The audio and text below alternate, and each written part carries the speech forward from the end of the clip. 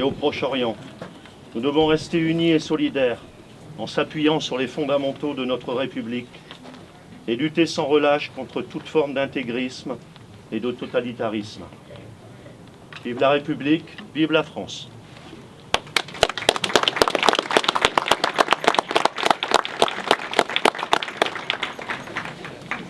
Madame la sous-préfète, Monsieur le maire, Mesdames et Messieurs du Conseil municipal, Monsieur le député, Monsieur le conseiller départemental, Messieurs les maires des communes, de la communauté de communes,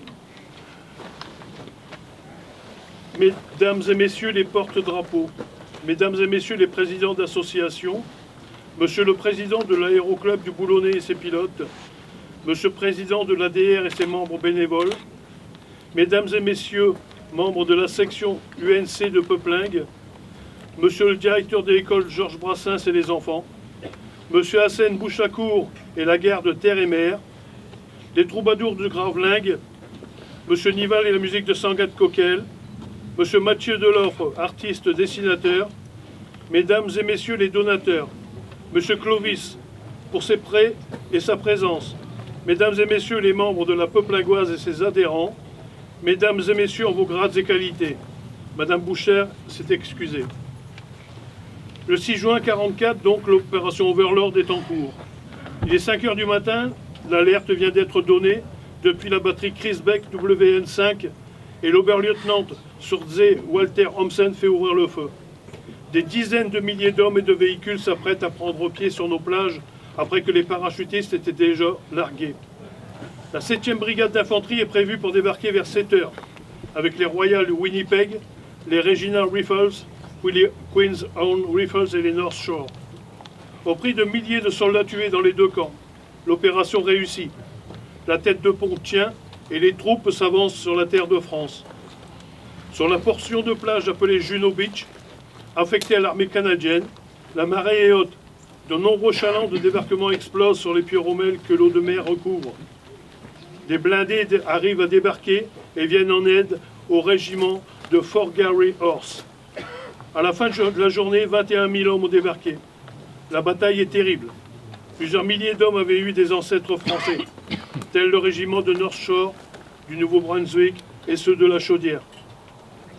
Mi-juin, l'armée allemande réquisitionne encore un grand nombre de chevaux à Peuplingue et les ouvriers agricoles pour les mener en Normandie afin d'apporter du matériel pour essayer de contenir l'avancée des Alliés. Clovis d'Allery, avec les juments de Louis Le Liette, profite d'une attaque de la RAF pour s'enfuir à pied. Aimé Noël, lui, se retrouvera au milieu des combats. Les Allemands sont partis avec ses chevaux, il est renvoyé chez lui à pied, aussi par les Canadiens, tout comme Maurice Roch. Ils ont en charge le littoral vers la Seine-Maritime, puis la Somme, et enfin le Nord-Pas-de-Calais, où ils arrivent début septembre. Notre département est presque libéré s'il n'y avait pas les Festung ou forteresses de Boulogne, Calais, Dunkerque. À Boulogne, il reste 15 000 Allemands. Les batteries du Grinet, d'Audingan, de 800 et du Blanc-Nez, avant d'atteindre Calais. Encore quelques milliers de militaires allemands, 45 batteries d'artillerie, des centaines de points d'appui avec des mitrailleuses, des canons anti-chars, des dizaines de milliers de mines et des centaines de kilomètres de barbelés de pyromèles, même sur la commune de Peuplingue. Après ma rencontre avec monsieur le directeur de l'école, nous avons espéré la mobilisation des enfants, qui ne va pas sans celle de leurs parents. Pour mobiliser le public et la population peuplingoise, nous avons eu l'idée de monter un groupe de figurants afin d'étoffer ceux de Gravelines. Depuis vendredi, de nombreux témoignages nous arrivent encore par les enfants à l'époque qui ont environ 80 ans et bien plus de nos jours.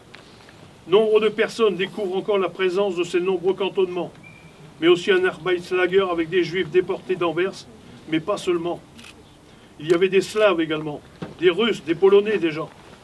N'oublions pas la résistance, car bien que Peuplingue ait été en zone rouge, des renseignements recueillis au café de la famille Talleux, ici en face, sont parvenus à Londres, grâce à l'ancien président du dernier train de l'os, M. James Venture, citoyen canadien.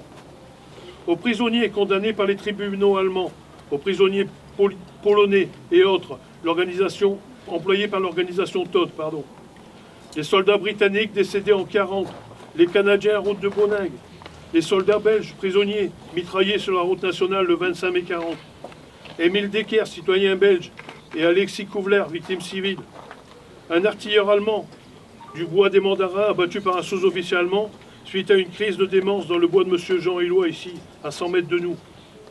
Porteuse de ce projet, l'association La Peuplingoise et l'UNC vous remercions pour votre investissement et votre présence. Merci également. Merci également à la mairie et au soutien des membres de son conseil municipal. Monsieur le maire, merci.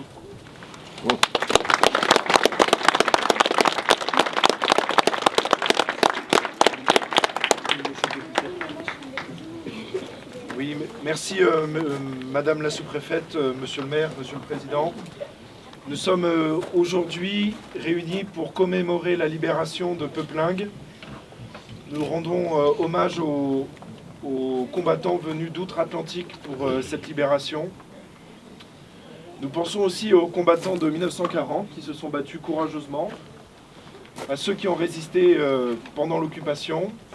Et nous devons aujourd'hui en être pas seulement les héritiers, nous ne devons pas seulement nous en souvenir, nous devons être prêts à assumer, si le sort devait nous le réserver, les mêmes sacrifices et à faire preuve du même courage que ces glorieux combattants de la France et de la liberté. Je vous remercie.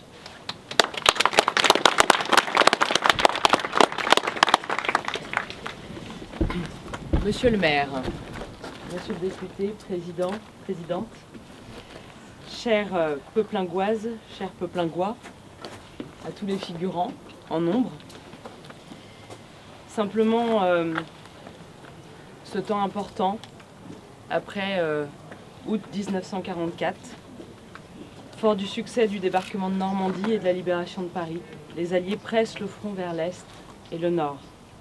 La stratégie est de reconquérir les ports et villes fortifiées de la côte telles que Boulogne-sur-Mer et Calais. Le littoral du Pas-de-Calais était, en effet, la partie la plus fortifiée et la mieux équipée du mur de l'Atlantique.